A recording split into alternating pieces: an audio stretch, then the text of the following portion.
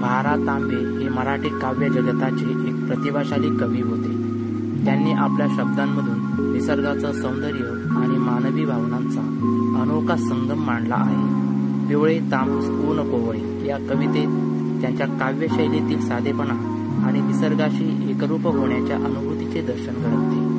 या कवितेतून त्यांनी जणू प्रत्यक्ष निसर्गाचं चित्र उभे केल्याचे वाचकांना जाणवते. चला तर आज ऐकूया त्यांची ही सुंदर काव्यरचना.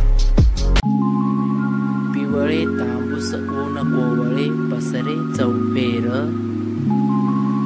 ओढा नेई सोने वाटे वाहून या दूर, झाडांनी किती मुकुट घातले डोकीस सोनेरी, कुरणांवर शेतात पसरला गुलाल चौफेरी, हिरवे हिरवे गार शेतये सुंदर साळींचे, झोके घेत कसे चौकडे हिरवे गाली, सोनेरी मखमली रुपेरी पंख किती कांचे, रंग कितीवर तरे तरेचे इंद्रधनुष्याचे, अशी अचल फुलपाखरे फुले साळीस जणू फुलती, साळीवर झोपली जणू का पाळण्यात झुलती, सुळकन सुळकन इकडून तिकडे किती दुसरी उडती, हिरे माणके पाच फुटुनी पंखाची गरगरती,